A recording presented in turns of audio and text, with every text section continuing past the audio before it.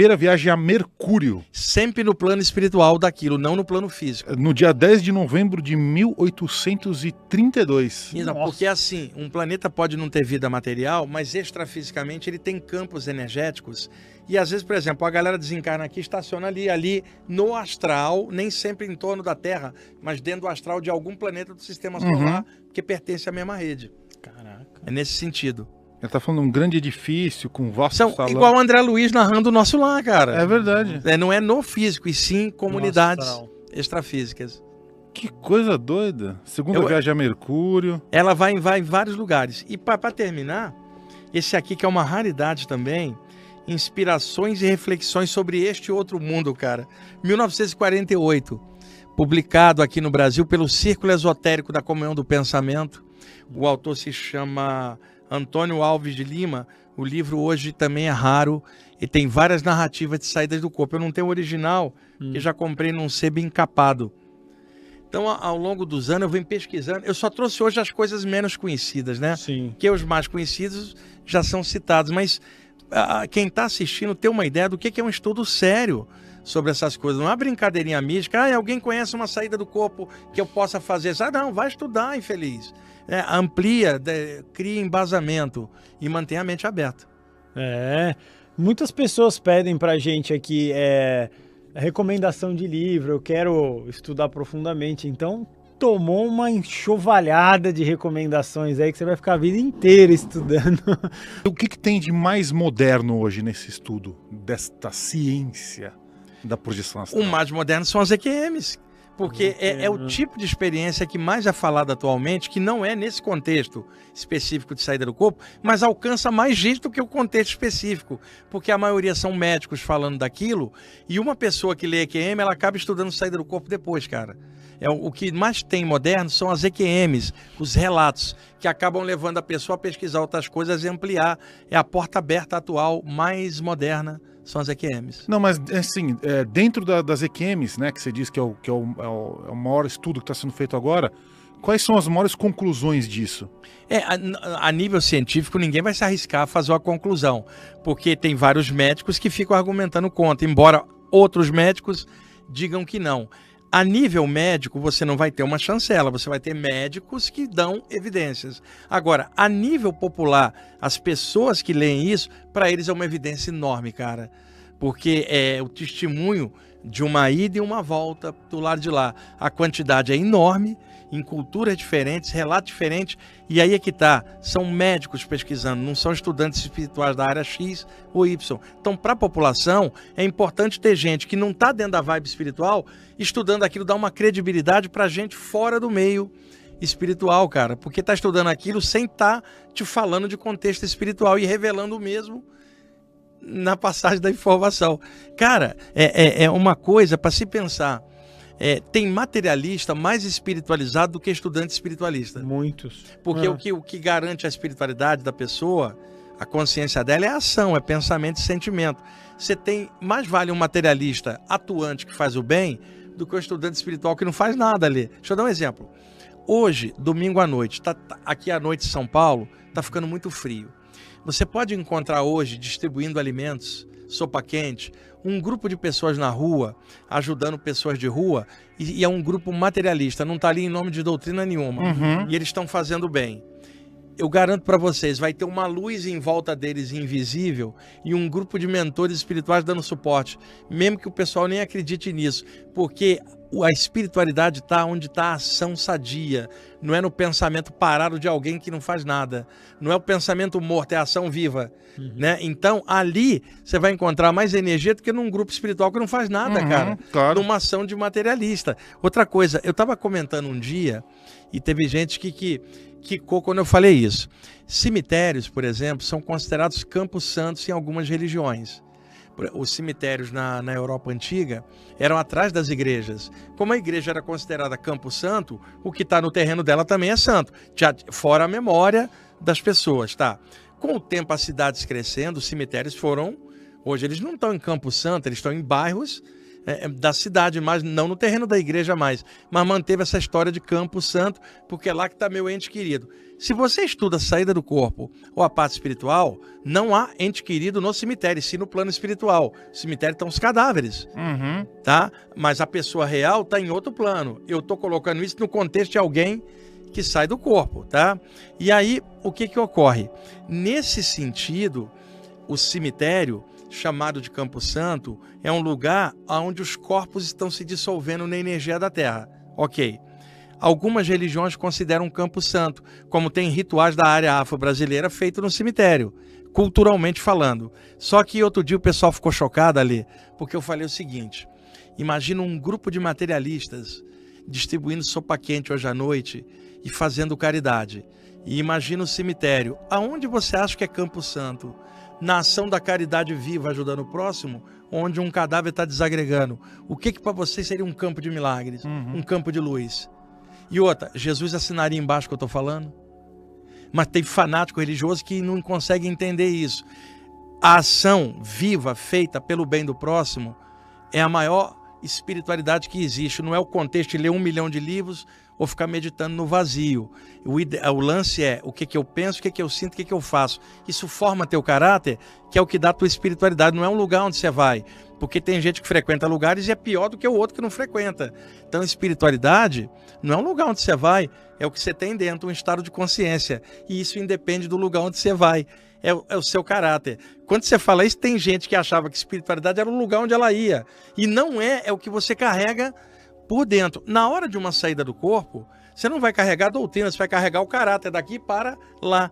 Então, às vezes, o materialista tem saídas do corpo mais lúcidas do que um espiritualista que fica atolado intelectualmente aqui e não faz mais nada. Não é paradoxal uma coisa dessa? Então, o que a gente pode fazer? A gente que está estudando, some-se a isso atitudes sadias, coisas legais e uma humanidade, cara, simplicidade para lidar com isso, ser mais humano, mais compreensivo, entender as diferenças e usar esse tipo de estudo para abrir a mente, não para trancar. Que tem de pesquisador de saída do corpo lacrado na mente, com seu sistema, achando que é só isso, tem um monte. Eu não acho assim, eu acho que a gente tem que abrir de forma universalista, até entendendo que tem 1000 abordagens diferentes em cima do mesmo tema, e nem sempre as grandes pessoas na parte espiritual são aquelas que aparecem. Às vezes é alguém que você não conhece que perdoa todo mundo, e fizeram tanta sacanagem, ela perdoa todo mundo e ninguém acha que ela é espiritual porque ela não aparece. E aí vai um outro num podcast aqui igual eu, você acha, esse cara é legal. Não, legal é o cara que perdoa. É o outro que tá, o cara materialista que vai distribuir sopa hoje. A gente tem que ter uma noção espiritual sem ego, sem picuinha. Uma espiritualidade humana, cara, que deixa a gente um pouco mais feliz de estar vivo. Eu queria que você falasse um pouquinho sobre caridade, você que faz bastante projeção astral. O que você consegue perceber de benefício real que você vê no astral para quem faz isso? Ajuda alguém que está em necessidade? Aplicação de energia. Porque, vamos supor, Guru, que você é um curador, um reikiano, um curador prânico, um passista. E você fala assim, se eu tivesse mais tempo, como eu tenho esse potencial de cura nas mãos, puxa, eu ajudaria muito mais gente. Mas eu tenho que trabalhar, tenho que fazer as coisas. Então, 1 ou 2 vezes por semana, quando dá, eu ajudo algumas pessoas, né? Aí ele fala assim para mim, se eu tivesse mais tempo, eu ia dedicar para isso. Acontece que nas horas de sono, você é levado espiritualmente por mentores que já te ajudam invisivelmente aqui e eles levam você para... Porque já é o que você desejava na vigília. Esse tempo aparece fora do corpo. Então você vai ser levado para aplicar a energia de cura em pessoas que não estão legais. Seja alguém que passou após a morte e não está bem. Seja alguém que está doente e que você vai lá ajudar. Um dos benefícios, por exemplo, um curador, amplia a ação dele em outro plano. E isso vai favorecer a evolução do próprio curador ali. Porque como ele está ajudando mais, ele avança mais.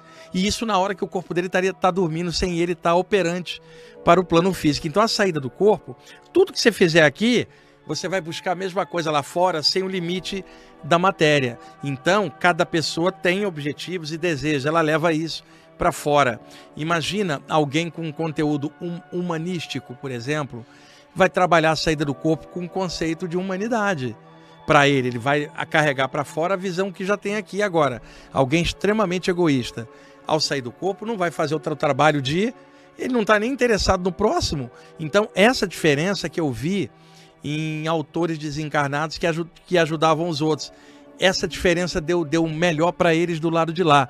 Mas eu não estou dizendo que alguém tem que ajudar o outro para poder ter vantagem do lado de lá, não é isso. Naturalmente, à medida que você ajuda alguém, espíritos benfeitores vão te ajudar. Isso não tem nada a ver com doutrina X ou Y. Semelhante atrai semelhante. Agora, na saída do corpo, Guru, tem um trunfo espetacular. Ela quebra o medo da morte. Na tua ideia. Deixa eu me dar um exemplo. O medo de morrer está nas células, é instinto de sobrevivência. O medo da morte é um conceito que foi inoculado culturalmente. No imaginário popular, o que fizeram? Criaram uma caveira com uma foice e um capuz. E aí a pessoa fala, cuidado ali, lá vem ela. Ela quem? La muerte la meia-noite, é para te ceifar, parecendo que é uma criatura que vem. Isso causa um medo no imaginário popular, e desde criança isso sendo reforçado, e esse medo foi inoculado na mente. Não estava nas suas células quando você nasceu. Um é o medo de morrer, o outro é o medo da morte. Um é celular, o outro é mental. Então, na hora que você sai do corpo, Guru, olha e vê o teu corpo deitado com você fora, naquele momento você sabe que não é o teu cérebro que produz o pensamento. Você está fora, cara. Você está vendo. E aí você se vira e encontra alguém que desencarnou um tempão e está vivo. Aí você fala, caramba, eu fui no velório dessa pessoa, chorei pra caramba, achei que era o fim de tudo. Eu saio do corpo, ela está viva, o que adiantou meu choro no velório se ela não tinha morrido? Realmente, apenas tinha saído do corpo. Você começa a quebrar paradigma de cemitério, caixão, velório, cadáver. Nada disso te interessa quando você viu a pessoa real.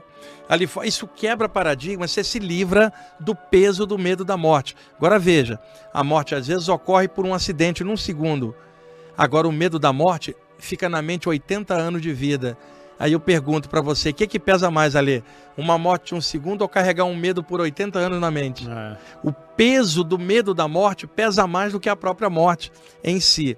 A saída do corpo te liquida isso. E outra coisa, eu conheci médiums que tinham medo de espíritos, cara. Você sabia disso? Médiums que choravam mais do que materialista no dia de finados. E aí a questão é, como que pode um médium ter medo de algo invisível? Muitas vezes o médium não foi por desenvolvimento, olha, ele foi forçado pelo que ele sentia. Mas ele mesmo às vezes não lida bem com aquilo. Tem outro médium que desenvolveu e fala, isso aí é minha vida. Então o que acontece? Médium com medo de espíritos. Mas alguém que sai do corpo, um projetor, uma projetora, não tem medo, senão não sairia, porque o medo não deixaria. Então a saída do corpo elimina o medo da morte e o medo do invisível. A mediunidade não, porque está cheio de médium com medo, cara. E a saída do corpo não é mediunidade, ela é anímica. Embora espíritos possam ajudar. Então ela quebra o medo da morte, o que muda a tua maneira de ver e te ajuda a passar uma luz para quem está desfavorecido. Isso melhora você pra caramba. Mas é que a projeção astral, ela é uma experiência extremamente prazerosa, né? Mas a mediunidade também pode ser prazerosa. Por exemplo, você é um médium. Poxa, vê um ser espiritual elevado. Acopla energeticamente, você vai tomar um banho de luz, cara. Fala, meu Deus, que energia é essa que eu nunca senti? Agora, o médium vai experimentar o outro lado também. Alguém sofrido, que ele sente nele, mas também é por uma ajuda. Então vai te dar alegria no final, porque você ajudou alguém. O problema é ter uma entidade pesada que não é por ajuda e que encostou porque você deu mole. Aí o mal-estar vem. Mas a mediunidade, quando ela é bem estabelecida, a pessoa estuda ela direitinho, se torna uma fonte de alegria, mesmo no contato com o espírito ruim, porque você ajudou ele, você sente bem. E porque você ajudou ele, vem um outro mais avançado e orienta a tua jornada. E a saída do corpo, ela dá esse contato mais direto, ela te joga vivo, sem a morte, do lado de lá. Na Grécia Antiga, Thanatos era o deus da morte. E ele tinha um irmão caçula que era o deus Hipnos, que era o deus do sono. Então se dizia que o sono é a mini-morte, ou a morte é o grande sono. Veja, Thanatos, o deus da morte, Hipnos, o irmão caçula dele, significando que tanto na morte quanto no sono a alma está fora do corpo. Definitivamente com Thanatos, temporariamente com Hipnos. É legal pensar nessas coisas, porque não é só o fenômeno da saída, é o que quebra de conceito, de paradigma, e eu posso afirmar isso, trabalhando esses anos todos, com muita gente, alguém que avança bem nessa área, abre a mente, é inevitável, é obrigado pela própria coisa que ela está vendo, porque não tem jeito. Agora, historicamente, teve gente que teve muita saída e não teve despertar da consciência para isto.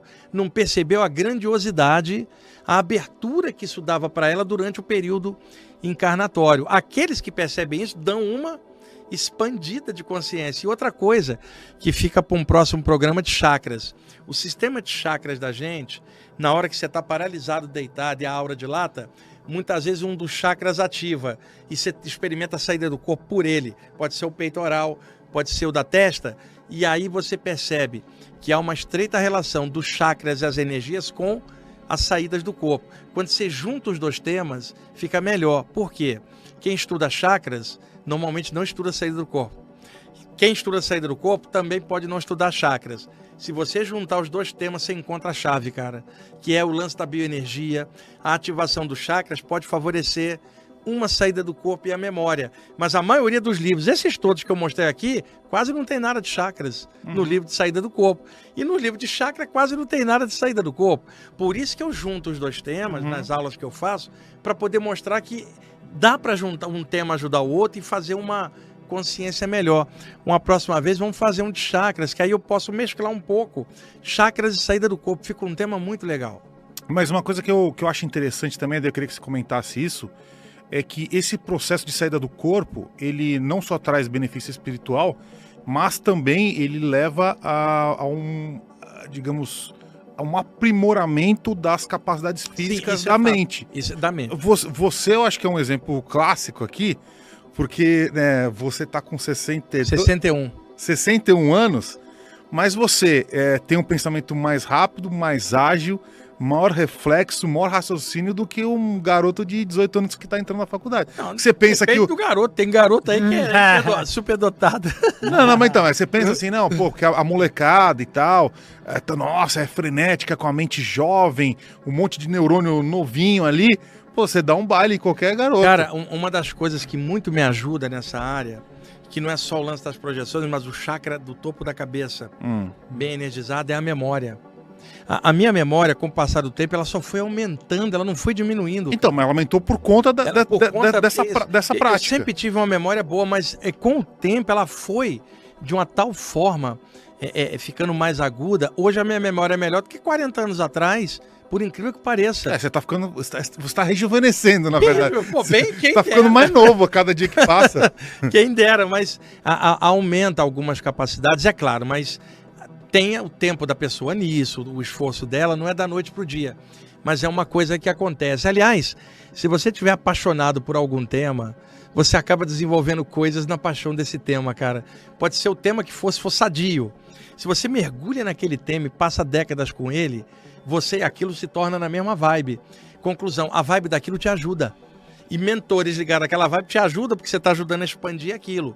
Isso em qualquer área, pode ser a música, por exemplo, pode ser a arte, a poesia, tudo pode conter, por exemplo, alguém estudando isso só intelectualmente, não tem o calor do coração para dar paixão para ela, fica só no terreno frio, ela não tem resultado. Aí eu diria para ela, se apaixona pelo que você está lendo, cara, não é só paixão intelectual, é do coração. Ame isso que você está buscando, não é só um conhecimento, é transformação de consciência. Cara, traz aqui, igual você está apaixonado por uma pessoa, não é intelectualmente, é aqui. Se apaixone por um tema, se dedique a ele, que os mentores invisíveis que lidam com esse tema vão se apaixonar por você. Eles vão te ajudar. Aí alguma coisa melhor aparece.